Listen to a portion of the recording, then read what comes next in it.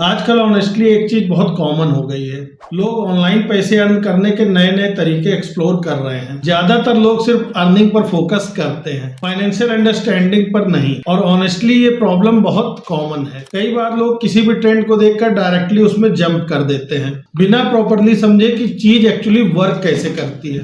मैं भी पहले फाइनेंस को इतनी डिटेल में नहीं समझता था। मुझे लगता था इन्वेस्टिंग मतलब बस वही कॉमन चीजें जो नॉर्मली सभी लोग डिस्कस करते हैं। बट धीरे धीरे मुझे रियलाइज हुआ कि मार्केट में और भी काफी फाइनेंशियल इंस्ट्रूमेंट एग्जिस्ट करते हैं। और फाइनेंशियल अवेयरनेस का मतलब सिर्फ एक ही कैटेगरी को जानना नहीं होता। और ऑनेस्टली मुझे लगता है कि आज के टाइम में ये बहुत ही इंपॉर्टेंट है, क्योंकि सोशल मीडिया पर आए दिन कोई ना कोई फाइनेंशियल ट्रेंड वायरल होता रहता है और लोग बिना प्रॉपर अंडरस्टैंडिंग के डिसीजन ले लेते हैं। इसी वजह से मैंने रिसेंटली डिफरेंस एसेट क्लासेस और फाइनेंशियल इंस्ट्रूमेंट के बारे में एक्सप्लोर करना स्टार्ट किया। और इसी प्रोसेस में मुझे कॉर्पोरेट्स बॉन्ड्स के बारे में पता चला। ऑनेस्टली मुझे भी पहले बॉन्ड्स के बारे में ज्यादा नॉलेज नहीं थी, बट जब मैंने इसको प्रॉपरली समझा तब मुझे रियलाइज हुआ कि कॉन्सेप्ट काफी सिंपल और प्रैक्टिकल है। कॉर्पोरेट्स बॉन्ड्स में सिंपली आप कंपनीज को पैसा लैंड करते हो और उसके बदले आपको प्री डिफाइंड इंटरेस्ट मिलता है। मतलब पहले से क्लियर होता है कि आपको कितना रिटर्न मिलेगा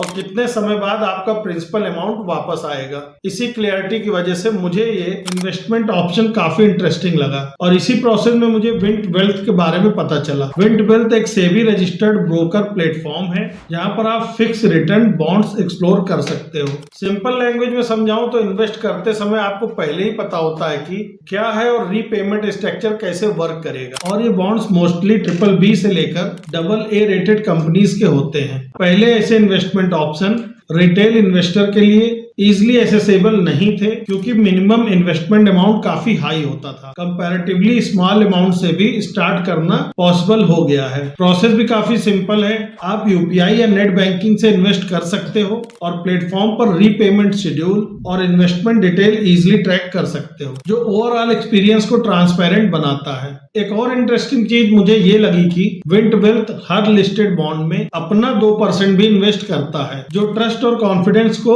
और स्ट्रॉन्ग बनाता है। और अगर आपको मेच्योरिटी से पहले एग्जिट करना हो तो प्लेटफॉर्म के थ्रू बॉन्ड सेल करने का भी ऑप्शन अवेलेबल है। तो अगर आप अपने पोर्टफोलियो को डाइवर्सिफाई करने के लिए फिक्स्ड रिटर्न ऑप्शन एक्सप्लोर करना चाहते हो तो विंट वेल्थ डेफिनेटली एक इंटरेस्टिंग प्लेटफॉर्म है। लिंक डिस्क्रिप्शन में दिया है, आप चेक कर सकते हैं। वैसे ऑनेस्टली मुझे लगता है आज के टाइम में फाइनेंशियल अवेयरनेस बहुत इंपॉर्टेंट हो गई है, क्योंकि सिर्फ पैसे अर्न कर लेना इनफ नहीं होता। इंपॉर्टेंट ये भी होता है कि हम फाइनेंशियल डिसीजन को कितना बेहतर समझते हैं। और इसीलिए मुझे पर्सनली लगता है कि डिफरेंट फाइनेंशियल इंस्ट्रूमेंट को एक्सप्लोर करना यूजफुल होता है, ताकि हम ब्लाइंडली ट्रेंड फॉलो करने की बजाय चीजों को प्रॉपरली समझ सके। कई बार लोग सिर्फ एक ही टाइप के इन्वेस्टमेंट ऑप्शन तक लिमिटेड रह जाते हैं, जबकि मार्केट में और भी कई सारी कैटेगरीज होती हैं। और ऑनेस्टली अवेयरनेस का मतलब ये नहीं होता कि हर चीज में इन्वेस्ट करना ही है, बल्कि पहले ये समझना इंपॉर्टेंट होता है कि कौन सी चीज कैसे वर्क करती है। इसलिए मुझे लगा कि ये इन्फॉर्मेशन शेयर करना काफी जरूरी है,